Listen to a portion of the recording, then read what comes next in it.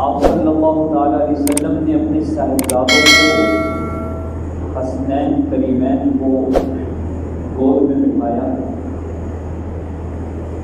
انہیں چوما، ان کے لبوں کے بوسے لیے اور پھر ارشاد فرمایا کہ اے اللہ میں ان دونوں سے محبت کرتا ہوں، اور پھر ارشاد فرمایا کہ اے میرے مالک تو بھی ان دونوں سے محبت فرما، اور پھر اس کے بعد امت کو بشارت دی، امت کو خوشخبری سناتے ہوئے ارشاد فرمایا کہ اے اللہ تو اس سے بھی محبت فرما جو ان دونوں سے محبت ہے۔ ایک روایت میں آپ علیہ السلام نے ارشاد فرمایا کہ اے اللہ میں ان دونوں سے محبت کرتا ہوں، جو ان سے محبت کرے تو اس سے محبت فرما، جو ان سے بغض رکھے تو بھی اس سے بغض رکھ۔ آپ صلی اللہ علیہ وسلم نے اپنی محبت کے حصول کا ذریعہ اہل بیت اعظام بالخصوص حسنین کریمین کی محبت کو قرار دیا ہے، اور ان دونوں کی محبت ہمارے ایمان کا جزو لازم ہے۔ امام حسن اور امام حسین کی محبت کے بغیر ایمان نہیں۔ آپ صلی اللہ تعالیٰ علیہ وسلم کا ان سے محبت کا یہ عالم ہے کہ رحمت عالم صلی اللہ علیہ وسلم خطبہ ارشاد فرما رہے ہیں، اس دوران شہزادوں کو دیکھا کہ وہ گرتے پڑتے سنبھلتے ہوئے آگے چلتے چلے آ رہے ہیں۔ آپ صلی اللہ تعالیٰ علیہ وسلم نے خطبے کو موقوف فرمایا اور گئے شہزادوں کو اٹھایا، اپنی گود میں بٹھایا اور ارشاد فرمایا کہ سچ فرمایا ہے اللہ تعالیٰ نے، انما اموالکم و اولادکم فتنہ، تمہارے مال میں اور تمہاری اولاد میں تمہارے لیے بڑی آزمائش ہے۔ فرمایا کہ میں نے شہزادوں کو دیکھا تو مجھ سے رہا نہ گیا، میں اٹھا اور ان دونوں کو اٹھا کے لایا ہوں۔ یہ رحمت عالم صلی اللہ علیہ وسلم کی ان سے محبت کی علامت ہے۔ حضرت عبداللہ بن شداد رضی اللہ تعالیٰ عنہ روایت فرماتے ہیں کہ رحمت عالم صلی اللہ علیہ وسلم ہمارے گھر تشریف لائے، آپ صلی اللہ علیہ وسلم کے ساتھ آپ کے صاحبزادے بھی ہیں، اور یہاں آ کر آپ علیہ السلام نے نماز کی نیت باندھی۔ نماز کے دوران جب حضور سجدے میں گئے تو حضرت امام علی مقام حسین بن علی رضی اللہ تعالی عنہ آپ علیہ السلام کے شانہ اقدس پر، آپ کے کندھوں پر، آپ کی کمر پر سوار ہو گئے۔ رحمت عالم صلی اللہ علیہ وسلم نے سجدے سے سر نہیں اٹھایا، سجدے کو لمبا کر دیا، یہاں تک کہ جب وہ نیچے اترے تو آپ علیہ السلام نے سجدے سے سر اٹھایا۔ حضور پاک صلی اللہ علیہ وسلم ان سے اتنی محبت فرماتے ہیں کہ ان کے احترام میں نماز کی عبادت میں سجدے کو طول دے دیتے ہیں، لمبا کر دیتے ہیں۔ اس بنیاد پر آپ علیہ السلام نے ارشاد فرمایا کہ اے اللہ میں ان سے محبت کرتا ہوں، تو بھی ان سے محبت فرما، اور جو ان سے محبت کرے تو اس سے بھی محبت فرما۔ کائنات میں جو نسبت عصمتوں کی حسنین کریمین کو اہل بیت میں سے حاصل ہیں، کائنات انسانی میں دیکھیے، انجمن صحابہ میں دیکھیے، دھرتی میں وہ نسبتیں اور وہ عظمتیں کسی کو نہیں ملی۔ عظمتوں کی ان نسبتوں میں یہ یکتا ہیں، تنہا ہیں، واحد ہیں۔ آپ علیہ الصلوۃ والسلام نے فرمایا کہ سیدہ شباب اہل الجنہ الحسن والحسین، حسن اور حسین میرے دونوں شہزادے، فرمایا کہ جنت کے جوانوں کے سردار ہیں۔ یہ جو سرداری کا تمغہ ملا اور امام الانبیاء صلی اللہ علیہ وسلم نے ان کے ماتھے پر یہ جو عزت کا تاج سجایا ہے سرداری کا، اس کا مطلب یہ ہے کہ جو شخص زندگی کے سفر میں عمر کے اس حصے میں دنیا سے رخصت ہوگا، اللہ تعالیٰ قیامت کے دن جنت میں وہ شخص امام حسن اور امام حسین کی سیادت میں ہوگا۔ یہ جنت کے جوانوں کے سردار ہوں گے اور سرداری کا جو تاج انہیں ملا ہے، اس عزت کی شان میں بھی یہ یکتا ہیں، اس فضیلت میں بھی کوئی ان کا ہمسر نہیں ہے۔ جنت کے مرحلوں اور مقامات میں یہ جنت کے جوانوں کے سردار، دھرتی میں عزت اور شان یہ ملی ہے کہ اللہ نے جو ان کو والدہ عطا فرمائی، ان کا یہ مقام ہے کہ کائنات میں افضل ترین عورتوں میں ان کا شمار ہے۔ اور ان کے بارے میں آپ علیہ الصلوۃ والسلام نے فرمایا کہ میری بیٹی فاطمہ جنتی خواتین کی سردار ہے، جو انہیں والد عطا کیے۔ ان کی عظمت اور شان کا یہ عالم ہے کہ دھرتی میں کسی کو ولایت مل نہیں سکتی جب تک کہ حضرت علی شیر خدا رضی اللہ تعالی عنہ کی نسبت حاصل نہ ہو جائے۔ کائنات میں ولایت کے مقام کے سرتاج اور سردار حضرت علی ہے، اور اللہ نے انہیں جو نانا عطا فرمائے، ان کی عظمت اور شان کا یہ عالم ہے کہ کائنات کی ہر مخلوق کے وہ سردار، انسانوں کے نبی، جنات کے نبی، حشرات کے نبی، ہواؤں کے نبی، عرش کے نبی، فرش کے نبی، نبیوں کے نبی، اللہ کے نبی، کائنات کی ہر چیز کی نبی، ہر چیز کے سردار۔ اور ان دونوں شہزادوں کی عزت کا یہ مقام کا یہ مقام ہے کہ فرمایا کہ یہ جنت کے جوانوں کے سردار ہیں۔ اللہ نے ہر رشتے میں سرداری دی، ہر انداز میں سرداری دی۔ والد ولیوں کے سردار، والدہ جنتی خواتین کی سردار، نانا نبیوں کے سردار اور خود جنتی جوانوں کے سردار۔ اللہ نے یہ مقام بھی صرف انہیں عطا فرمایا ہے، اور یہ مقام کیوں نہ ملتا؟ امام علی مقام کی عزت کا یہ انداز ہے کہ جب ان کی ولادت ہوتی ہے،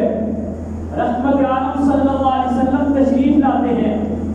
آپ صلی اللہ علیہ وسلم نے امام علی مقام حضرت حسن کو اور حضرت حسین رضی اللہ تعالی عنہما کو گھٹی دی ہے۔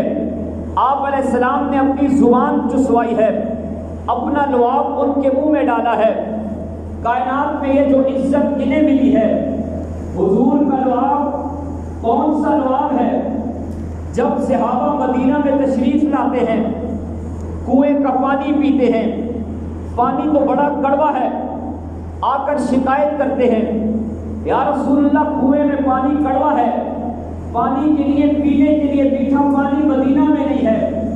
آپ علیہ السلام نے لعاب مبارک کنویں میں ڈالا، اللہ نے اس کنویں کڑوے پانی کو میٹھے پانی میں تبدیل کر دیا۔ پیغمبر کے لعاب کی یہ اثرات ہیں، نبوت کے لعاب کی برکات کا یہ عالم ہے کہ حضرت علی کی آنکھوں میں جائے، اللہ شفایاب کر دے، کسی کی ایڑی پہ لگے، اللہ شفایاب کر دے۔ ان کے لعاب کی برکات کا یہ عالم ہے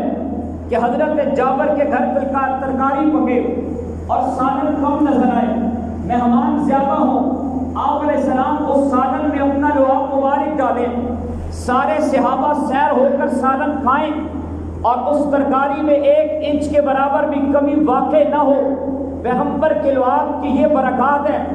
یہ لعاب مبارک اللہ نے جن کی گھٹی کے لیے قبول فرمایا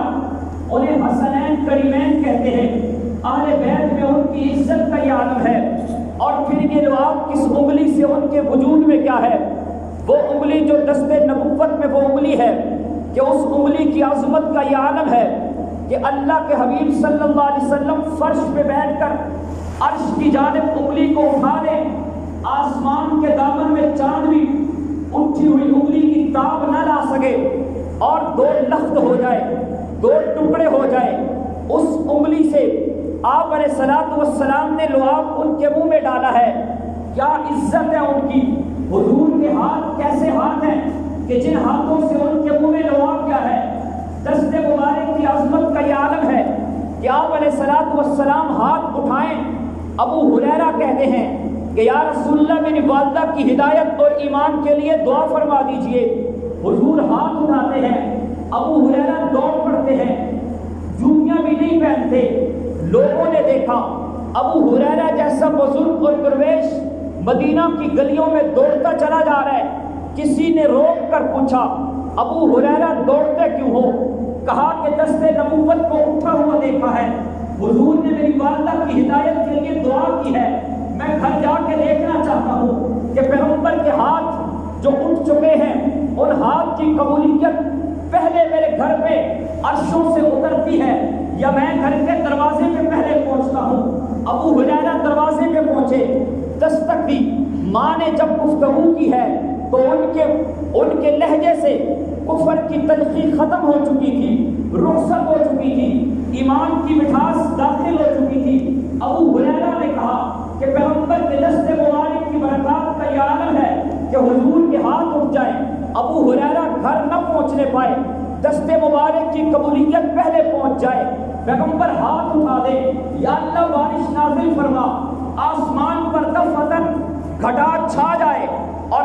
آسمان سے بارش پہلے نازل ہو، حضور کے ہاتھ چہرے انور پہ پھرنے نہ پائیں کہ قبولیت پہلے اترنے شروع ہو جائے۔ ان دست مبارک سے،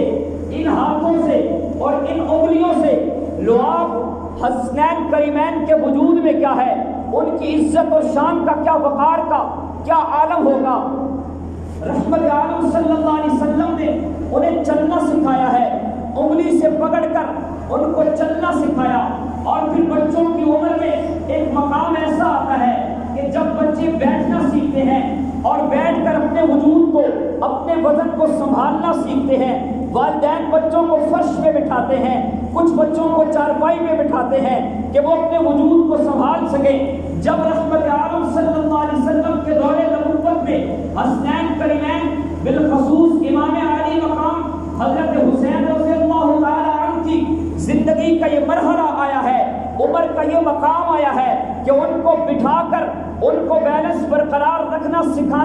سکھانا چاہا تو اللہ نے ان کے لیے فرش زمین پر جو مقام منتخب کیا، وہ کائنات میں دھرتی پہ کوئی فرش نہیں تھا، زمین کا کوئی حصہ نہیں تھا، چارپائی کا کوئی مقام نہیں تھا، بلکہ امام الانبیاء صلی اللہ علیہ وسلم لیٹ جاتے ہیں، امام علی مقام حسین کو سینے پہ بٹھاتے ہیں اور سینے پہ بٹھا کر ان کو بیٹھنا سکھاتے ہیں۔ پھر مجھے کہنے دیجئے کہ اللہ نے ان کے بیٹھنے کے سیکھنے کے لیے، بیلنس کو برقرار رکھنے کے لیے جس فرش کا انتخاب فرمایا تھا وہ سینہ اقدس ہے، وہ سینہ اعظم ہے، کہ وہ سینہ اعلیٰ ہے، عرفہ اتنا ہے کہ انوارات اور برکات وحی کی تجلیات کا مرکز ہے، وہ سینہ اتنا اعلیٰ ہے کہ اللہ اس سینے پہ قرآن نازل کر رہی ہے۔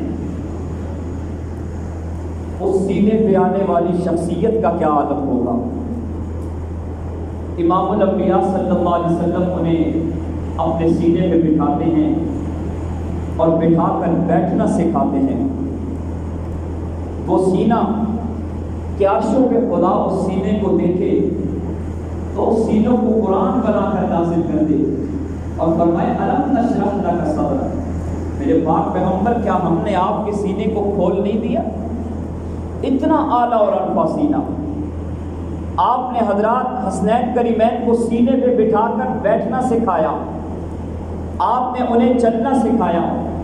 ان کے بارے میں فرمایا کہ سیدہ شباب اہل الجنہ، جنت کے جوانوں کے سردار ہیں، ان کے متعلق فرمایا کہ اے اللہ میں ان سے محبت کرتا ہوں، تو ان سے محبت فرما۔ ان کے متعلق فرمایا کہ اے اللہ جو ان سے محبت رکھے تو اس سے بھی محبت فرما۔ ان کے متعلق فرمایا کہ اے اللہ جو ان سے بغض رکھے تو اس سے نفرت فرما۔ آپ علیہ السلام نے اپنی محبت کا معیار حسنین کریمین کو ان کا معیار ارشاد فرمایا ہے،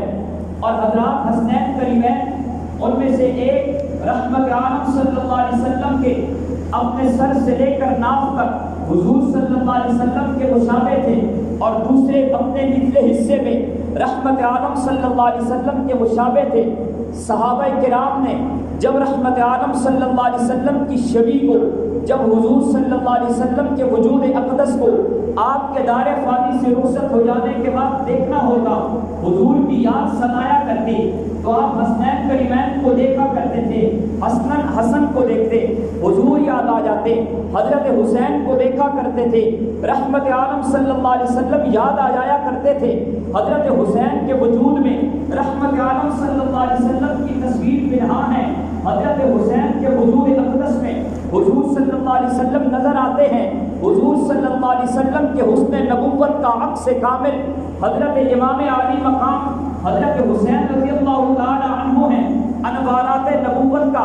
عکس کامل حضرت حسین رضی اللہ تعالی عنہ ہیں، انوارات نبوت کا عکس کامل بھی ہے، علوم نبوت کا عکس کامل بھی حضرت حسین رضی اللہ تعالی عنہ ہیں۔ حضور صلی اللہ علیہ وسلم کی صداقت کو دیکھنا ہو تو حضرت حسین کو دیکھ لیجئے، حضور صلی اللہ علیہ وسلم کی صداقت کو، عدالت کو دیکھنا ہو امام علی مقام کو کربلا میں دیکھ لیجئے، حضور صلی اللہ علیہ وسلم کی صحابت کو دیکھنا ہو امام علی مقام کو مدینہ میں دیکھ لیجئے، حضور صلی اللہ علیہ وسلم کے علم کو دیکھنا ہو مسجد نبوی میں علم کا حلقہ جو حضرت حسین رضی اللہ تعالی عنہ کی قیادت میں لگا کرتا تھا، اس حلقے کو دیکھ لیجئے، حضور صلی اللہ علیہ وسلم کی شواہد کو دیکھنا ہو حضرت حسین کو دیکھ لیجئے، حضور صلی اللہ علیہ وسلم کے وجود کو دیکھنا ہو حضرت حسین کو دیکھ لیجئے۔ حضرت حسین رضی اللہ تعالی عنہ سر سے لے کر پاؤں تک رحمت عالم صلی اللہ علیہ وسلم کے مشابہ تھے۔